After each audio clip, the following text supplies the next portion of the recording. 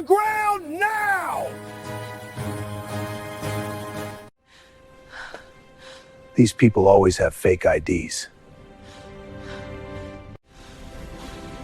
I don't care who you think you are. You're making this worse for yourself. Ma'am, I need you on the ground right now. The officer's voice cracked through the terminal like a whip. His knee drove into Dr. Amara Bennett's back, forcing her face first onto the cold airport tile. Her designer glasses skidded across the floor. Around them, dozens of travelers froze mid-stride, phones rising instinctively to capture what was unfolding. "I'm a United States diplomat," Amara managed through gritted teeth, her cheek pressed against the grimy floor. "You're making a serious mistake." "Sure you are, sweetheart." Officer Donovan twisted her wrist harder, metal cuffs biting into her skin. "And I'm the president, stop resisting." She wasn't resisting. She had been standing perfectly still when he grabbed her. The fluorescent lights overhead buzzed and flickered. Gate announcements echoed through the chaos. Someone's child started crying. A woman gasped. The officer's partner, a younger cop with nervous eyes, shifted his weight from foot to foot, hand hovering near his radio but not quite reaching for it. "Sir, maybe we should," the partner started. "Shut it, Hayes," Donovan snapped. "This one's got an attitude problem, tried to bypass security, probably smuggling something." Amara's heart hammered against the tile, but her mind stayed sharp, calculating. She had been through worse, much worse, but this was American soil, her soil, and these men had no idea what they had just done. The crowd was growing. Murmurs rippled through the gathering onlookers. Somewhere to her left, a man's voice rose. "This is excessive force. Someone call a supervisor." Officer Donovan's knee pressed harder. "Mind your business, sir, or you're next." "Where are you from? Tell us in the comments below. And if you're loving this story, hit that like button and subscribe for more." 3 months earlier, Amara Bennett had stood in the rose garden of the White House, shaking hands with the President of the United States. The appointment had been historic, the youngest black woman ever confirmed as special envoy to the United Nations Human Rights Council. Her face had graced the cover of Time magazine with the headline, "The Diplomat Who Won't Be Silenced." But Amara hadn't started there. She had grown up in Detroit's West Side, where her mother worked double shifts as a nurse and her father taught history at the underfunded public high school. Their apartment was small, but it was filled with books. Her parents had one rule: education was the only inheritance they could guarantee her, so she better claim every piece of it. Amara had claimed it all: full scholarship to Howard University, Rhodes Scholar at Oxford, Harvard Law. By 32, she had negotiated peace treaties in regions where most diplomats feared to tread. She spoke 6 languages fluently, could discuss philosophy with academics and street politics with activists, and had a photographic memory that made her devastating in any negotiation. She was also exhausted. The last 3 months had been a blur of international summits, congressional hearings, and late-night crisis calls. Today was supposed to be simple. Fly back from a quiet weekend visiting her parents in Detroit, return to her Georgetown brownstone, sleep for 12 uninterrupted hours. Instead, she was lying face down on airport tile with a cop's knee in her spine. Her assistant, Marcus Chen, had been walking 3 steps behind her, carrying her briefcase. He was probably watching this unfold right now, probably already on the phone with someone. Marcus was efficient like that, paranoid even. He had insisted she keep her diplomatic credentials in her purse, not her checked luggage. "Always within arm's reach, Dr. Bennett," he had said that morning. Always. She hadn't argued. Marcus had worked in the State Department for 15 years. He knew things. But her purse was currently 5 feet away, its contents spilled across the terminal floor. She could see her phone, a tube of lipstick, her wallet, and yes, the small leather folder containing her diplomatic identification and official government credentials. Right there in plain sight. Officer Donovan wasn't looking at it. He was too busy performing for an invisible audience, chest puffed, jaw set, playing the hero who had apprehended some dangerous criminal. Hayes, the younger officer, had finally noticed the purse. His eyes widened slightly as they landed on the official seal visible on the leather folder. He opened his mouth, then closed it, opened it again. "Donovan, I think we should." "I said shut it." Donovan yanked Amara to her feet, the cuffs cutting deeper. "Let's go. You can tell your stories to the holding cell." But the crowd wasn't dispersing. If anything, it was growing denser, more agitated. A teenage girl had climbed onto a seat to film better. An elderly black man in a military uniform stood with his arms crossed, staring at Donovan with such intensity that even Hayes noticed. And then there was the woman in the expensive navy suit who had been sitting at the gate across from them, supposedly absorbed in her laptop. She wasn't typing anymore. She was watching with the focused attention of someone who recognized what she was seeing. Amara noticed her. Their eyes met for just a second. The woman reached for her phone with the deliberate care of someone making a very important call. Officer Donovan jerked Amara forward. She stumbled, catching herself. The crowd noise shifted, anger mixing with disbelief. Someone shouted, "This is racial profiling." Another voice, "Get his badge number." Donovan's face flushed red. "Everyone back up. This is official police business." "What's the charge?" The voice came from a tall man in a pilot's uniform, his tone sharp with authority. "I'm Captain Morris. I've been watching this whole thing. What exactly is she being arrested for?" Donovan's grip on Amara's arm tightened. She attempted to bypass security screening. When confronted, she became aggressive and refused to comply with lawful orders. "That's a lie." Amara's voice carried clearly across the terminal, calm and precise despite the pain radiating through her shoulders. "I passed through security normally. I was walking to my gate when this officer approached me, demanded my ID without stating a reason, and when I asked for his badge number, he physically assaulted me." "You were in a restricted area." "I was in the terminal, at the gate printed on my boarding pass, which you would know if you had bothered to check before attacking me." The word attacking hung in the air. Several people in the crowd nodded. The phones kept recording. Hayes was staring at the leather folder now, his face pale. He knew. Amara could see it in the way his hand trembled near his radio, in the way he kept glancing between Donovan and the folder and back again. He knew this was bad. "Donovan," Hayes said quietly, urgently. "Seriously, man, look at her stuff, look at." "I don't care if she's got a library card from the president himself." Donovan was sweating now, his voice rising. "She broke the law. She doesn't get special treatment just because she's got some fancy folder." But he had noticed it. Amara saw the flicker of uncertainty cross his face, the way his eyes darted to the folder and then away, as if not looking at it would make it less real. "Too late, Officer Donovan, too late." The woman in the navy suit was speaking rapidly into her phone, packing now, her free hand gesturing sharply. The military veteran was on his phone too. Captain Morris had stepped closer, his presence commanding attention even without words. The energy in the terminal was shifting. This wasn't just a crowd of bystanders anymore. This was an audience watching something go very, very wrong, and they knew it. Amara stayed calm. She had negotiated with warlords. She had sat across from dictators and looked them in the eye while discussing their crimes against humanity. This airport cop with his fragile ego and his abuse of power, he was nothing compared to what she had faced. But he was also, in this moment, everything that was wrong with systems that protected men like him and punished women like her. "Officer Donovan," she said quietly, deliberately. "Last chance. Let me go apologize and walk away. This doesn't have to become an international incident." He laughed, actually laughed. "International incident? Lady, you're delusional. Hayes, call for transport. Let's get her processed." Hayes didn't move. "Hayes, that's an order." The younger officer's face was gray. "Sir, I really think we need to look at her identification. I think she might actually be." "I don't care who she thinks she is." "But her credentials?" "Probably fake. These people always have fake IDs."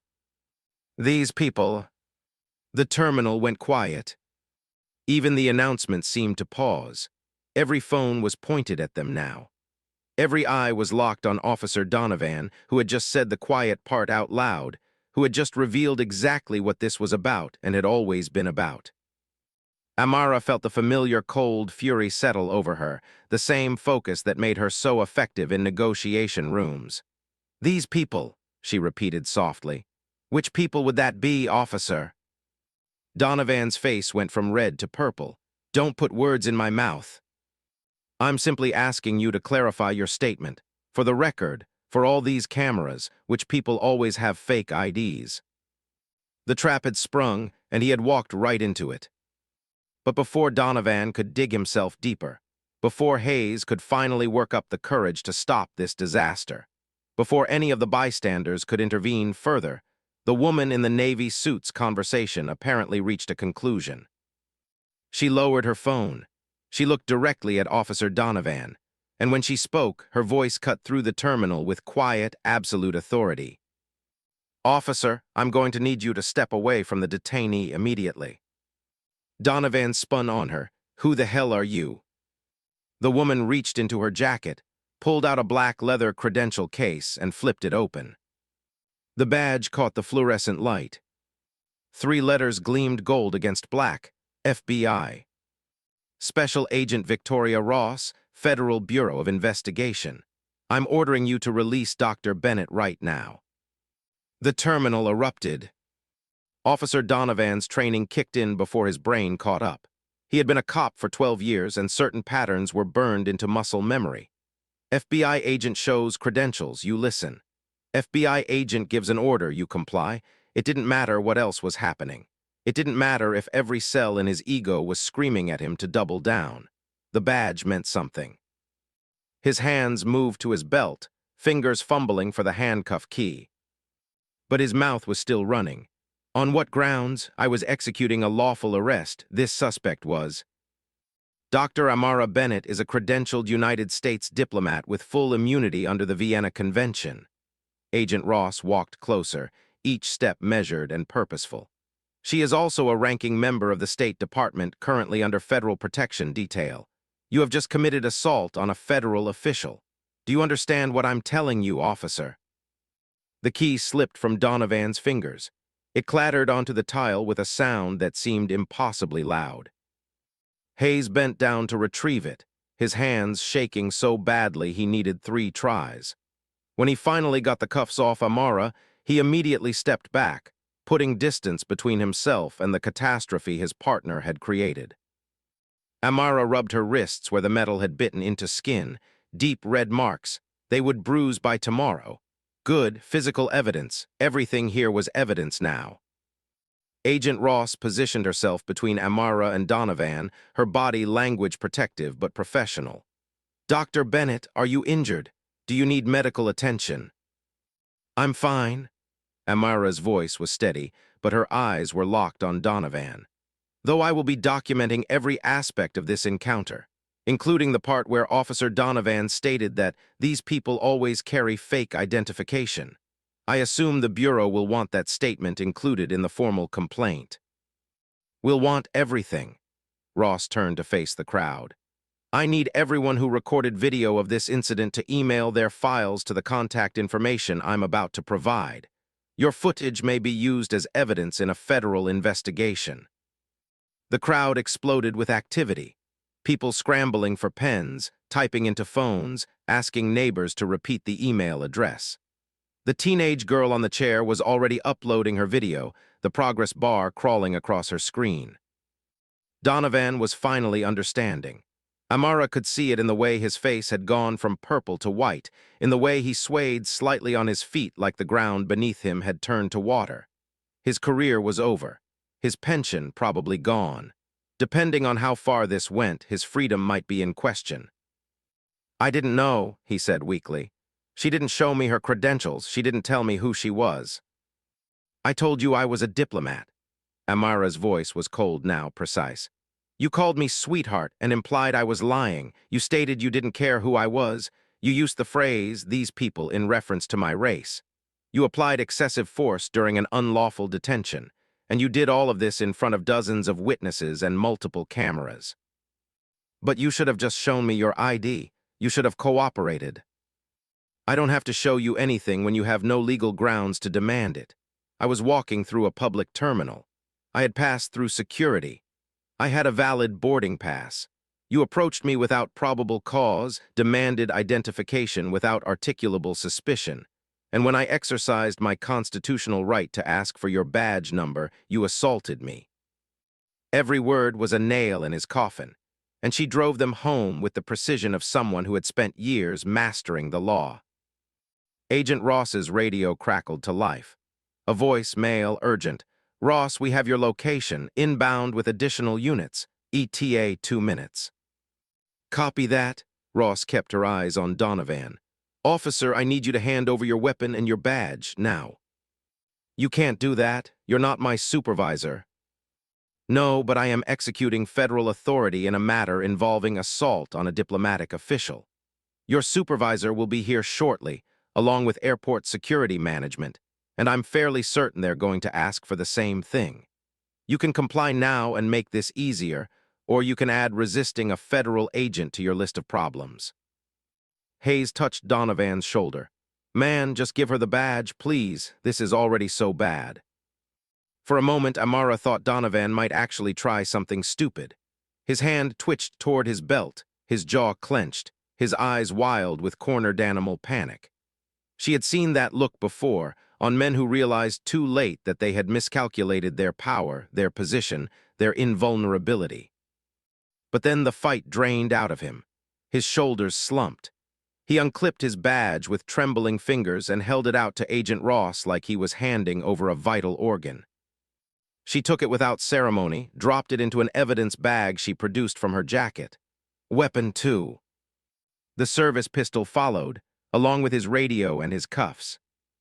Hayes was crying, actually crying, silent tears tracking down his young face. I tried to tell him, he said to no one in particular. I saw the credentials, I told him to look, but he wouldn't listen, he never listens. Captain Morris stepped forward, addressing Agent Ross. I have a scheduled departure in 40 minutes, but I'm willing to delay if you need my statement now. I'll need contact information for everyone who witnessed this. We'll conduct formal interviews over the next week. Ross was all business now, efficient and controlled. Dr. Bennett, I have a vehicle waiting at the secure exit. We need to get you out of this terminal and somewhere safe while we process the scene. I'm not leaving until I've given my full statement. Amara was already retrieving her scattered belongings, her movements careful and documented by every camera still pointed at them. She picked up the leather folder, held it up so the official seal was visible to the phones. I want this on record, every detail, every word he said, every moment of contact. That's your right, but I'd prefer to conduct the interview in a controlled environment. There are protocol concerns when a foreign diplomat is assaulted on U.S. soil. I'm not a foreign diplomat, I'm an American diplomat. Which makes it worse from a legal standpoint, actually. Domestic assault on a federal official carries different charges than an international incident would. Ross glanced at Donovan, who was now sitting on the floor, his back against a pillar, his head in his hands. Much worse. The elevator bank at the far end of the terminal dinged. Doors slid open, and suddenly the terminal was flooding with people in dark suits, airport security uniforms, and Detroit Police Department badges that looked considerably more ornate than Donovan's had been. A woman in a sharp gray suit strode ahead of the pack, her heels clicking against the tile with the rhythm of incoming artillery. She was black, mid-50s, with silver-streaked natural hair and the bearing of someone who had spent decades commanding rooms. Her eyes swept the scene, taking in the crowd, the phones, Agent Ross, Amara's torn sleeve and reddened wrists, and the broken figure of Officer Donovan slumped against the pillar. Her expression didn't change, but something in the air pressure shifted. Special Agent Ross. Her voice carried authority that made even Ross straighten slightly. I'm Deputy Chief Coleman, Detroit PD. I understand we have a situation. Yes, ma'am. I've secured the scene and confiscated the arresting officer's equipment. Dr. Bennett is unharmed, but will need medical evaluation for the injuries sustained during the unlawful detention. We have multiple witnesses and extensive video documentation. Deputy Chief Coleman's gaze moved to Amara. For a long moment, the two women simply looked at each other. Then Coleman's expression softened, just slightly, just enough to show that she understood exactly what had happened here and exactly what it meant. Dr. Bennett, I apologize on behalf of the Detroit Police Department for this inexcusable treatment. I assure you this will be investigated fully and prosecuted to the maximum extent of the law. I appreciate that, Deputy Chief. I'm sure we'll be working closely over the coming weeks. Amara's tone was professional, diplomatic, but there was steel underneath. I'll want copies of Officer Donovan's complete service record, all complaints filed against him, his training certifications, and the airport security protocols that allowed him to approach me without cause. You'll have everything. I'll personally oversee the file compilation. Coleman turned to her officers. I want this entire area secured. No one leaves until they've given a statement. Get witness information from everyone with a phone. One of the officers moved toward Donovan, but Coleman held up a hand, stopping him. She walked over to where Donovan sat, crouched down until she was eye level with him. Officer Donovan, look at me. He raised his head slowly. His eyes were red-rimmed, his face blotchy. Do you understand what you've done? I was just doing my job, he whispered. She looked suspicious. She was in the wrong place. I was trying to protect people. Coleman's voice dropped even lower, cold enough to freeze blood. You assaulted a ranking member of the United States Department of State. You used racial profiling as the basis for an unlawful detention. You employed excessive force against an unarmed woman who was not resisting. You made explicitly racist statements in public on camera. And you did all of this while representing the Detroit Police Department and, by extension, the city of Detroit. She stood up. You're done, not just here, everywhere. I'm going to make sure every police department in this country knows your name and knows what you did. Donovan's mouth opened, but no sound came out. Coleman gestured to her officers. Take him. I want him processed downtown within the hour, full documentation. And someone get me the union rep because this is going to get ugly. As they hauled Donovan to his feet, he finally found his voice. Please, I have kids, I have a mortgage, this job is all I have. You should have thought about that before you put your knee in her back. Coleman didn't even look at him as she said it. They led him toward the elevators. Hayes followed, keeping his distance, probably calculating whether he would be fired too or just suspended. Probably wondering if his dreams of a law enforcement career had just died in real time. The crowd was dispersing now, the show over, but the atmosphere in the terminal had changed. People were talking in tight clusters, phones still out, replaying videos, sharing contact information. The story was spreading. By nightfall, it would be on the news. By morning, it would be everywhere. Marcus finally pushed through the crowd, his face stricken with guilt. Dr. Bennett, I'm so sorry. I was getting coffee. I turned my back for 5 minutes, and when I came back, I saw you on the ground, and I called Agent Ross immediately, but I should have been with you. I should have. Marcus, breathe. This isn't your fault. Amara touched his arm gently. You did exactly what you were supposed to do. Agent Ross got here fast, which means you made the right call. I should have prevented it. You can't prevent every bigot from being a bigot. You can only respond effectively, which you did. Agent Ross was on her phone again, speaking rapidly to someone who was apparently very important based on the number of times she said, "Yes, sir," and understood. When she hung up, she looked at Amara with something that might have been sympathy. That was the director. He wants you to know the Bureau is treating this as a high-priority case. You'll have a full protection detail until the threat assessment is complete. Threat assessment? Amara frowned. Donovan is arrested. What threat? He's a cop with cop friends. You're about to become the face of police accountability in a city with a very powerful police union. There will be people who see you as the enemy, who think Donovan got railroaded, who don't care about your credentials or the law. They'll care about the thin blue line and protecting their own. Ross's expression was grim. You need protection, Dr. Bennett. Please don't argue with me on this. Amara wanted to argue. She hated the idea of living under protection, of letting fear dictate her movements. But she also wasn't stupid. Ross was right. This would get uglier before it got better. Fine, but I'm not hiding. I have work to do, and I'm not letting this derail it. No one's asking you to hide. We're just asking you to let us keep you alive while you do your work. Deputy Chief Coleman rejoined them, having finished directing her officers. Dr. Bennett, I know you want to give your statement now, but I'm going to ask you to reconsider. You've been through a traumatic experience. Your adrenaline is still high. Sometimes it's better to wait a few hours, let yourself process, and then provide a statement when you're in a calmer headspace. With respect, Deputy Chief, I'm perfectly calm. I'm a diplomat. I've been held at gunpoint in war zones. I can handle giving a statement about an airport cop with a power complex. Coleman smiled slightly. I'm sure you can, but humor me. Go with Agent Ross, get checked out by a medic, eat something. And then in a few hours, we'll sit down in a proper interview room with recording equipment and legal representation, and you can give me a statement that will hold up in any court in the country. Deal. It was a reasonable request, and truthfully, Amara was starting to feel the crash coming. The adrenaline that had kept her sharp during the encounter was fading, leaving behind a bone-deep exhaustion and a trembling in her hands that she didn't want anyone to see.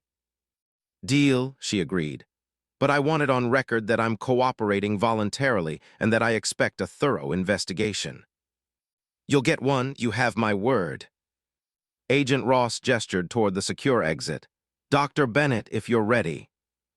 Amara picked up her purse, now carefully repacked with all her belongings, and fell into step beside Ross. Marcus trailed behind them, still looking guilty, still probably replaying the moment he had left her alone. As they walked through the terminal, people stared. Some looked sympathetic, some looked curious. A few looked angry, though whether they were angry at Donovan or at her, Amara couldn't tell. The military veteran who had been watching earlier moved to intercept them. Up close, Amara could see the ribbons on his uniform, the 4 stars on his shoulder boards. A general. He saluted her crisply. Dr. Bennett, General Marcus Wright, retired. I served with your father in Desert Storm. I just wanted you to know I saw everything that happened here, and I'll be giving a statement. That officer should be ashamed of himself. Amara returned the salute, military courtesy ingrained from a childhood of base visits and veterans' gatherings. Thank you, General. That means a lot. Your father was the finest man I ever served with. He raised you right. Don't let anyone tell you otherwise. The words hit harder than Amara expected. Her throat tightened. She nodded, not trusting herself to speak, and kept walking. The secure exit led to a private corridor, mercifully empty of crowds and cameras. A black SUV idled at the curb outside, flanked by 2 more identical vehicles. Ross opened the rear door, waited while Amara climbed in, then joined her. Marcus took the front passenger seat. The driver, another agent, pulled smoothly into traffic without a word. The airport disappeared behind them. Detroit's downtown skyline rose ahead, glass and steel against the late afternoon sun. Amara closed her eyes, let her head fall back against the leather seat. You okay? Ross asked quietly. No, Amara admitted, but I will be. You handled that better than most people would have. Most diplomats I know would have been screaming for their lawyers within 30 seconds. Screaming doesn't solve problems. Strategy solves problems. Amara opened her eyes, stared at the city passing by. Besides, I knew the cameras were rolling. Everything I said and did was for the record. The calmer I stayed, the worse Donovan looked. You're thinking like a prosecutor. I am a prosecutor. Or I was before the State Department recruited me. I know how these cases play out. I know what juries respond to. And I know that a black woman staying calm and citing the Constitution while a white cop loses his mind is a very powerful narrative. Ross was quiet for a moment. Then, you're going to destroy him, aren't you? No, Amara's voice was soft, almost sad. He destroyed himself. I'm just going to make sure everyone sees it. But what happened next changed everything. The conference room at FBI Detroit field office was windowless, cold, and smelled faintly of burnt coffee and industrial cleaning solution. Amara sat at the long table, medical ice pack pressed against her wrist, while Agent Ross set up recording equipment. Marcus hovered near the door, checking his phone obsessively, probably fielding calls from various State Department officials who had heard about the incident. Deputy Chief Coleman arrived 20 minutes later with a prosecutor in tow, a sharp-eyed woman named Ellen Rodriguez who specialized in civil rights cases. Behind them came two more suits, both Department of Justice officials, both carrying leather folders that looked expensive enough to have their own security details. "This got big fast," Amara observed. "It was always big." Coleman took a seat across from her. "But now it's nuclear. The video hit Twitter 40 minutes ago. 6 million views already. It's trending #1 worldwide. Every major news outlet is running the story. CNN has your face on loop. The hashtag Justice for Dr. Bennett is blowing up." Amara's stomach sank. She had wanted accountability, not a media circus. But media circuses came with the territory when you mixed race, police violence, and viral video. Rodriguez opened her folder, pulled out a tablet, turned it so Amara could see the screen. The video played in silent testimony. Donovan's knee in her back, her face against the tile, his hand twisting her wrist, the crowd's growing outrage, his red-faced fury when she questioned him, the moment Agent Ross revealed her badge. And then, crystal clear, his voice, "These people always have fake IDs." The video had been edited for maximum impact. Subtitles highlighted the key moments. Slow-motion replay emphasized the excessive force. The comment section was a war zone of fury and division. "It's worse than I thought," Amara said quietly. "Or better, depending on how you look at it." Rodriguez closed the tablet. "We have him dead to rights on every charge. Multiple angles, clear audio, witnesses from various demographics and backgrounds. A jury would convict in under an hour." "You're talking like this is going to trial." "It might." Donovan hired Randy Kovacs as his attorney. You know the name. Amara did. Everyone in civil rights law knew Randy Kovacs. He was the cop's lawyer, the union's attack dog, the man who had gotten 12 separate officers acquitted on excessive force charges over the past decade. He was expensive, aggressive, and very good at making black victims look like threats. "Kovacs will argue I was suspicious, that I was in a restricted area, that Donovan had reason to believe I was a security threat," Amara said, already strategizing. "He'll try to make this about airport security post 9/11, about officer discretion, about split-second decisions under pressure."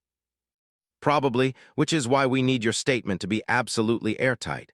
Every detail matters. Every word matters. This isn't just about convicting Donovan. It's about setting precedent for how law enforcement interacts with people of color in positions of authority." One of the DOJ officials finally spoke, a middle-aged man with graying temples and tired eyes. "Dr. Bennett, I'm Assistant Attorney General William Chen. I've been reviewing your file while en route.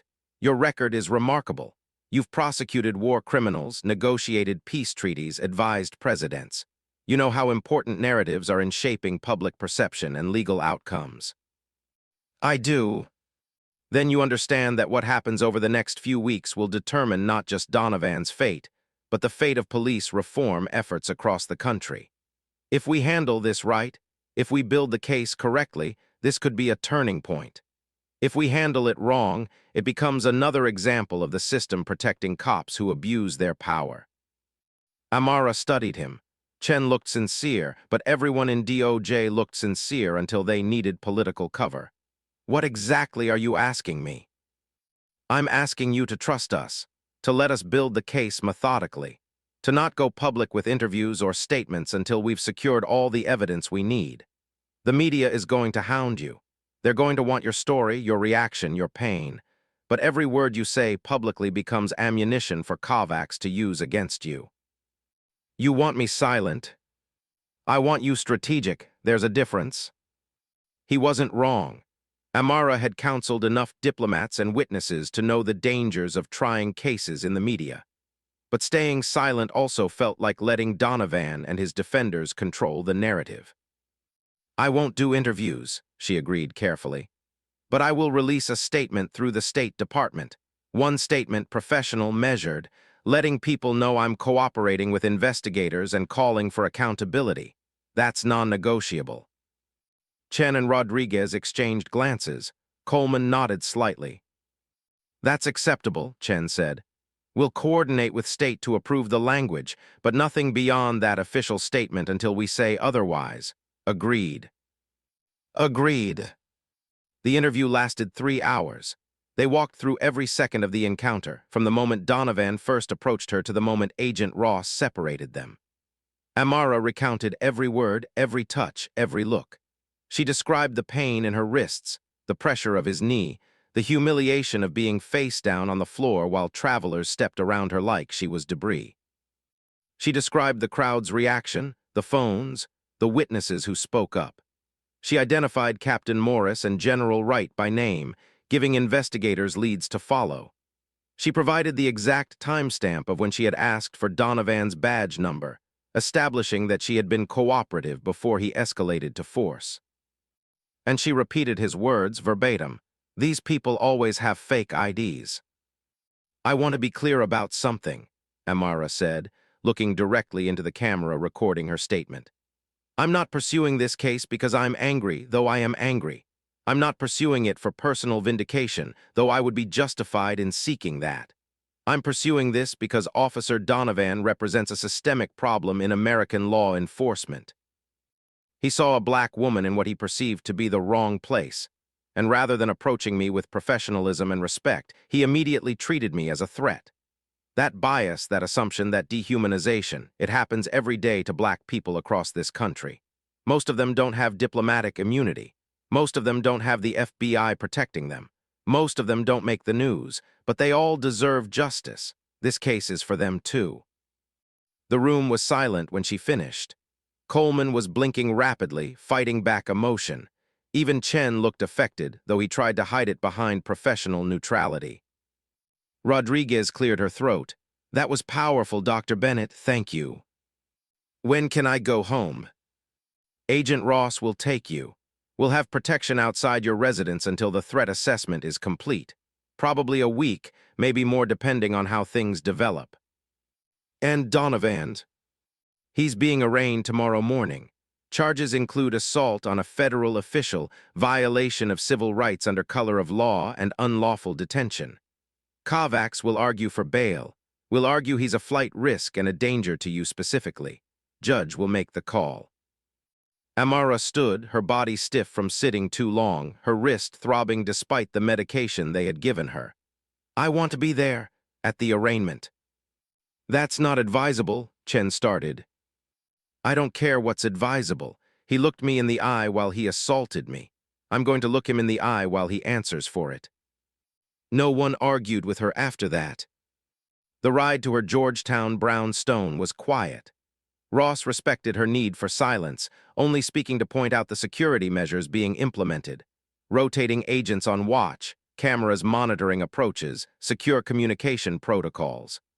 Amara listened with half an ear, too exhausted to fully engage. Her home was sanctuary. 3 stories of exposed brick and hardwood floors, filled with art from her travels and books in 6 languages. Her cats, 2 rescue tabbies named Quame and Zora, greeted her with indignant meows about delayed dinner. She fed them, showered, changed into soft pajamas, and finally let herself break. The tears came hard and fast, wrenching sobs that she muffled into her pillow so the agents outside wouldn't hear. She cried for the humiliation, for the pain, for the exhaustion of always having to be perfect, always having to prove herself, always having to fight just to exist in spaces that should have been safe. She cried until she was empty, then she slept. Morning came with harsh sunlight and a phone that wouldn't stop buzzing. Messages from colleagues, friends, family.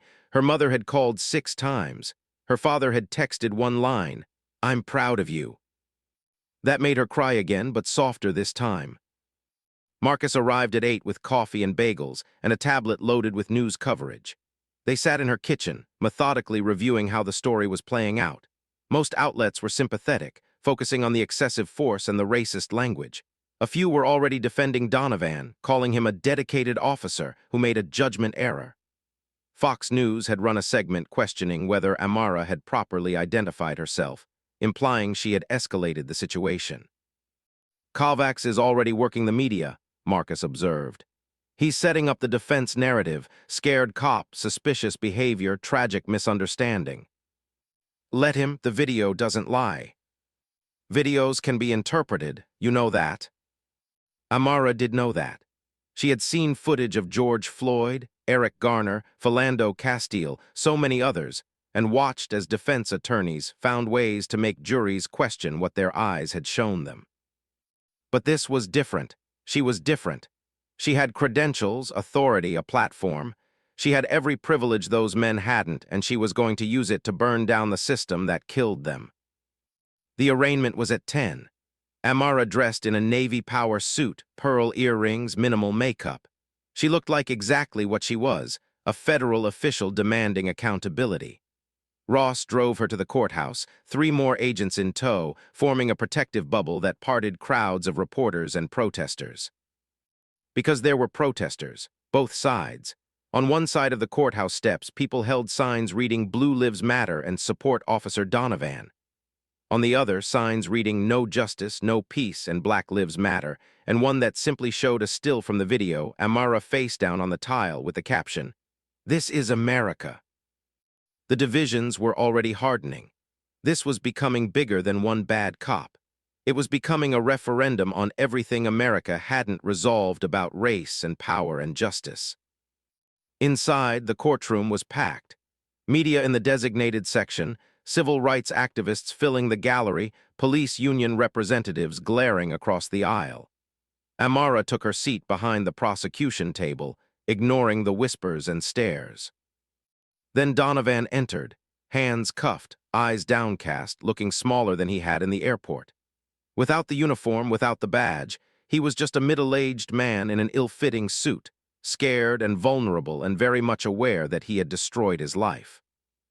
Amara felt no satisfaction watching him, only a sad recognition that this could have all been avoided if he had just treated her like a human being.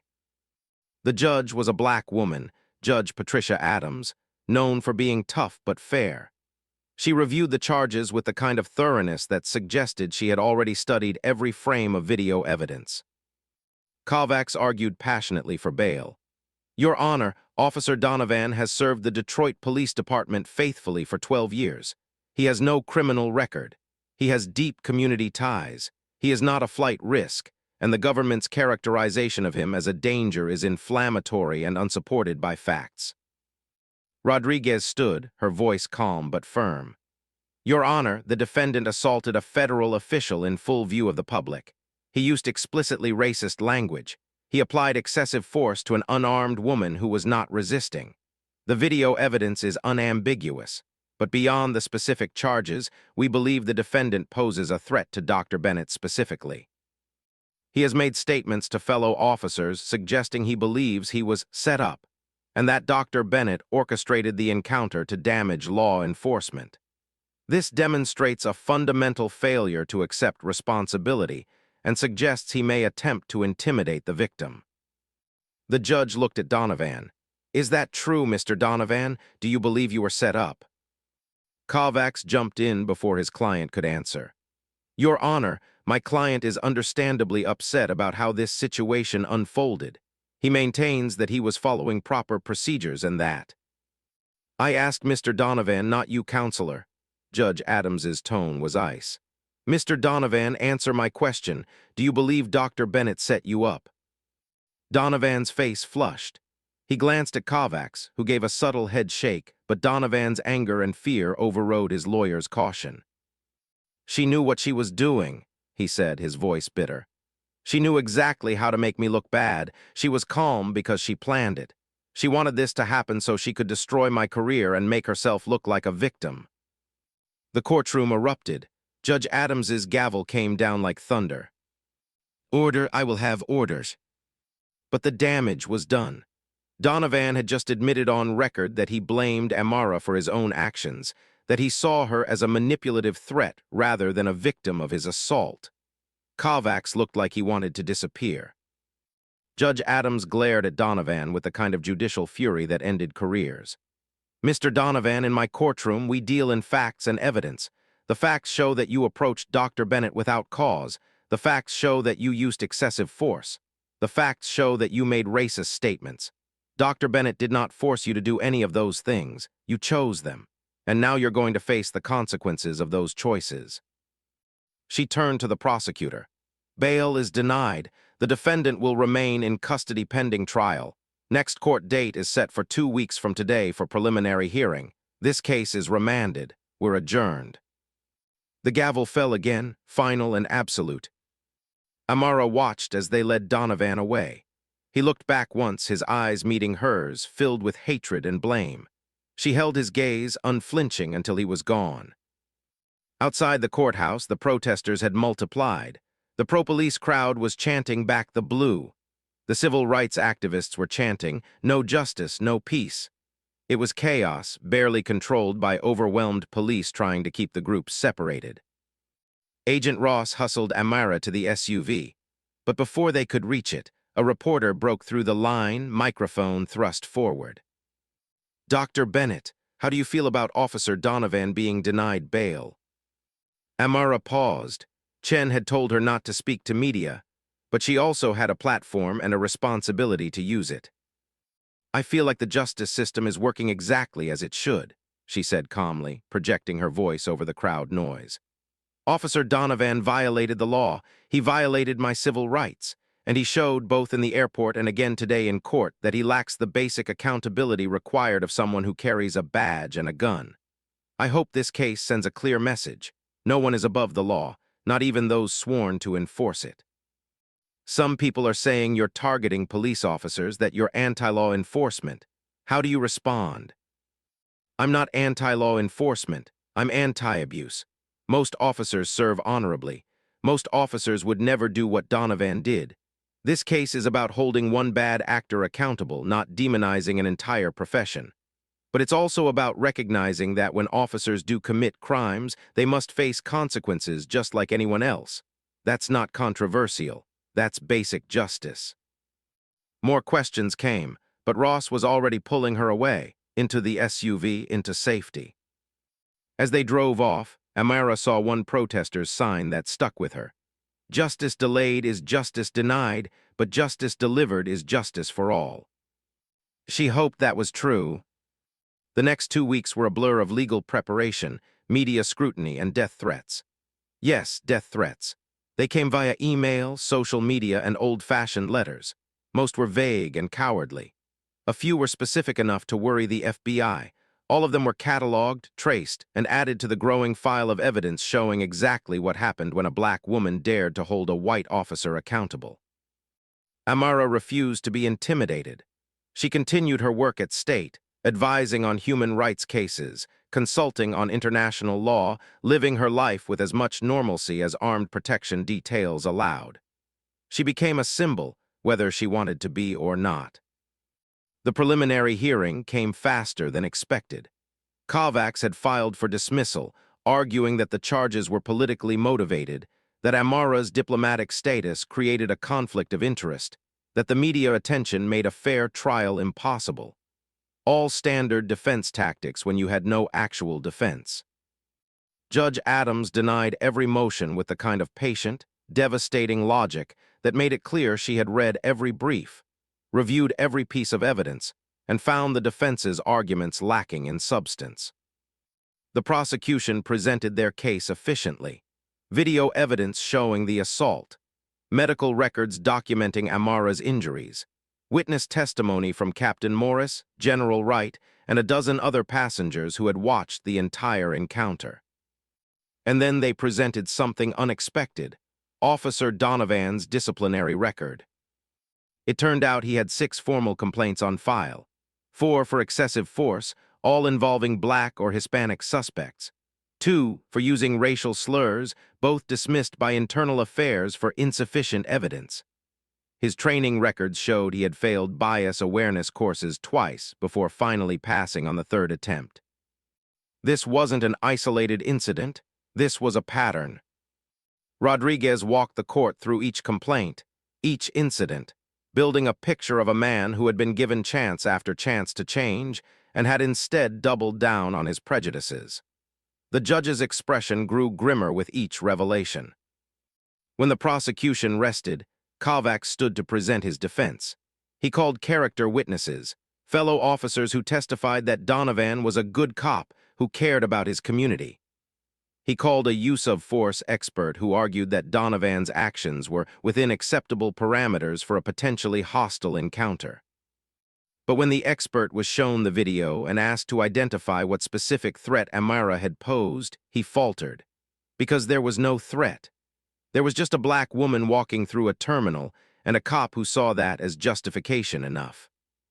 The final witness was Donovan himself. Kovacs had clearly coached him extensively. Admit no wrongdoing, express regret for the misunderstanding, emphasize fear and confusion rather than malice. It almost worked. Donovan was contrite, soft-spoken, looking directly at Judge Adams as he explained that he had genuinely believed Dr. Bennett might be a security risk and had acted based on his training and experience.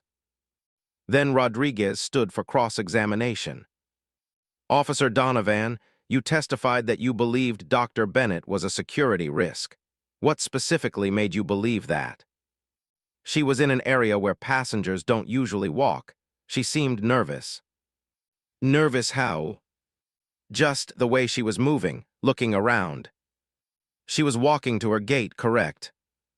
I didn't know that at the time. Did you ask her where she was going before you demanded her identification? Donovan hesitated. No.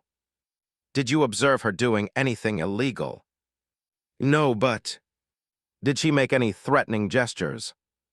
No. Did she raise her voice, argue, or resist when you approached her? She asked for my badge number. Is asking for an officer's badge number illegal? No. Is it suspicious? It can be. Can be, or is always suspicious when a black person asks for your badge number. Kovacs objected, but the question had landed. The courtroom was silent, waiting. I don't discriminate based on race, Donovan said, but his voice was tight. Yet your disciplinary record shows 6 complaints, 4 for excessive force, all involving people of color. That's not discrimination. Those complaints were investigated. I was cleared. Cleared by the same department that employed you. The same department that gave you 6 chances before this case forced them to act. The same department that's now trying to protect its reputation by defending your actions. Rodriguez stepped closer. Officer Donovan, when you saw Dr. Bennett in that terminal, what was the first thought that went through your head? I don't remember. You don't remember. This was the most significant moment of your career, and you don't remember your initial thought. Donovan's jaw clenched. I thought she didn't belong there. Why? The courtroom held its breath. Because she just didn't fit. Didn't fit what, Officer Donovan? The demographics of first-class passengers. The image you have of who belongs in positions of authority. The picture in your head of what a diplomat looks like. Objection. Kovacs was on his feet. Counsel is badgering the witness. Overruled. Judge Adams leaned forward. Answer the question, Mr. Donovan. Donovan's face was red again, that same trapped animal desperation from the airport. I don't know. I just knew something was wrong. That's what good cops do. We trust our instincts. Your instincts told you a black woman in a nice suit was a criminal. She could have been anyone. She could have been lying. But she wasn't lying. She showed you her credentials. Multiple witnesses confirmed that, and you still assaulted her. Why? Silence. Why, Officer Donovan? Because she wouldn't just cooperate. Because she had an attitude. Because people like her always think they're better than us, always think they can just. He stopped too late. The words hung in the air like smoke after gunfire. People like her, Rodriguez repeated softly. What kind of people is that, Officer Donovan? But Donovan had finally learned when to shut up. He stared at his hands, mouth pressed in a tight line, refusing to answer. Rodriguez didn't push further. She didn't need to. No further questions, Your Honor. Judge Adams took exactly 10 minutes to deliberate. When she returned, Her voice carried the weight of history. Having reviewed all evidence and testimony, this court finds sufficient probable cause to bind over all charges to trial. The defendant's own statements, both at the scene and in this courtroom, demonstrate a clear pattern of racial bias that informed his actions. His disciplinary record supports this finding. The video evidence is unambiguous regarding the excessive force and unlawful detention. This case will proceed to trial, with a court date to be set within 60 days. The defendant will remain in custody without bail. This hearing is adjourned. The gavel fell. Donovan's head dropped. His lawyer started making motions immediately, but everyone knew they were fighting a losing battle. Amara stood, gathering her things, preparing for the media circus waiting outside. But before she could leave, Judge Adams called her name. "Dr. Bennett, a word, please." They met in the judge's chambers, private and quiet. Judge Adams gestured to a chair, and Amara sat. "I wanted to tell you something off the record," Adams said, removing her judicial robe and hanging it carefully on a hook. 30 years ago, I was a young public defender in Detroit. I was representing a black teenager accused of robbery. The arresting officer was white, young, overconfident. He had the kid dead to rights, or so he thought. But I noticed something in his report, a small inconsistency about timing. When I pressed him on the stand, he got defensive. Then he got angry. Then he called my client a thug and said I was just playing the race card by questioning him. She sat down across from Amara. The jury acquitted in 20 minutes. That officer, he was later investigated for planting evidence in 17 other cases. 17 wrongful convictions that we know of. How many more we'll never know. What happened to him? Retired with full pension, moved to Florida, probably living his best life right now. Adams's smile was bitter. The system protected him because the system was built to protect him. But you, Dr. Bennett, you have something those other victims didn't have. You have power, you have a platform, you have the legal expertise to fight back and the credentials that make it impossible for them to dismiss you as just another angry black person making things up. I know, it's the only reason I'm still alive and not in a holding cell somewhere. Exactly, so what are you going to do with that power? Because this case, this moment, it's bigger than Donovan. It's bigger than one airport incident. This is your chance to change how the system works, to make it harder for the next Officer Donovan, to give the people without diplomatic immunity a better shot at justice. Amara met the judge's eyes. I'm going to testify. I'm going to make sure this goes to trial, and I'm going to watch him get convicted. Then I'm going to use my position at state to push for police reform legislation at the federal level. I'm going to make this case the reason we finally have mandatory bias training, independent oversight boards, and consequences for officers who abuse their power. Judge Adams nodded slowly. Good. Don't let this moment pass without extracting every bit of change you can from it. These opportunities are rare. I won't, I promise. The trial came 6 weeks later. The jury selection took 3 days. Finding 12 people who hadn't seen the viral video was nearly impossible. Eventually, they assembled a jury that was diverse, thoughtful, and deeply aware of the weight their decision would carry. The prosecution's case was methodical and devastating. They showed the video from 16 different angles, each one capturing a different aspect of Donovan's assault. They called 42 witnesses, each one adding another detail to the picture of a cop who had let his biases control his actions. When Amara took the stand, the courtroom was so quiet you could hear the air conditioning cycling on. She told her story clearly, without embellishment, letting the facts speak for themselves. When Kovacs cross-examined her, trying to poke holes in her recollection, she remained calm and consistent. Dr. Bennett, isn't it true that you have a history of criticizing law enforcement in your work at the State Department? I have a history of holding human rights violators accountable, yes. That includes corrupt police forces in various countries. So you have a bias against police officers. I have a bias against people who abuse power. Officer Donovan proved I was right to have that bias when he assaulted me without cause. Kovacs tried different angles, but Amara had negotiated with war criminals.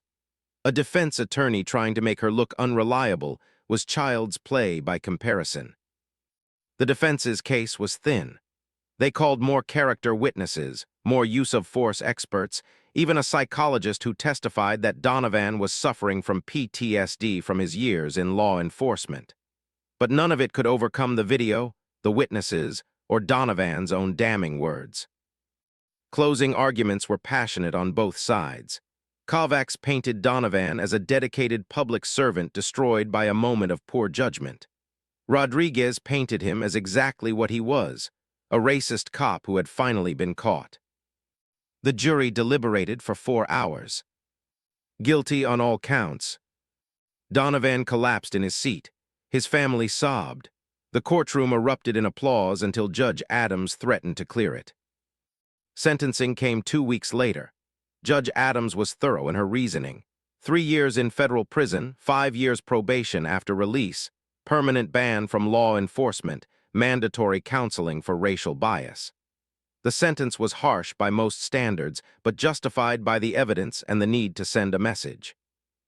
"Mr. Donovan," Judge Adams said, "you violated your oath, you violated the law, and you violated Dr. Bennett's fundamental human dignity. You had every opportunity to do the right thing at every stage of this encounter, and you chose violence and prejudice instead. This sentence reflects not just what you did, but what you represent, a failure of systems meant to protect all citizens equally. May your punishment serve as a reminder to every law enforcement officer in this country that the badge does not grant immunity from justice." As they led Donovan away, he looked at Amara one last time.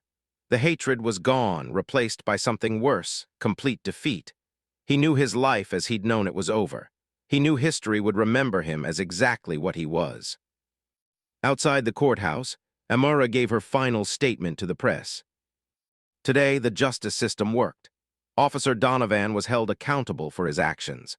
But this case shouldn't have needed viral video, federal intervention, and international attention to achieve justice. Every day, people of color face similar discrimination without the protections I had. Every day, officers like Donovan continue to serve despite complaint records that should have ended their careers years ago.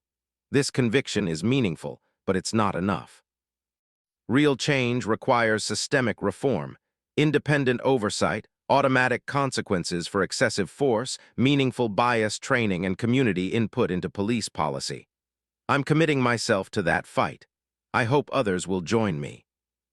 Where are you from? Tell us in the comments below. And if you're loving this story, hit that like button and subscribe for more. 6 months later, the Amara Bennett Police Accountability Act passed through Congress with bipartisan support, rare in an era of deep political division. The law mandated independent review boards for all police departments receiving federal funding, created a national database of officers with sustained complaints, and required regular bias training with measurable outcomes. It wasn't perfect, it wouldn't solve everything, but it was a start. Amara returned to her work at the State Department, advising on human rights cases around the world. But she never forgot that day in the airport, the feel of tile against her cheek, the weight of a knee in her back, the sound of these people echoing through a crowd. She used it, she weaponized it.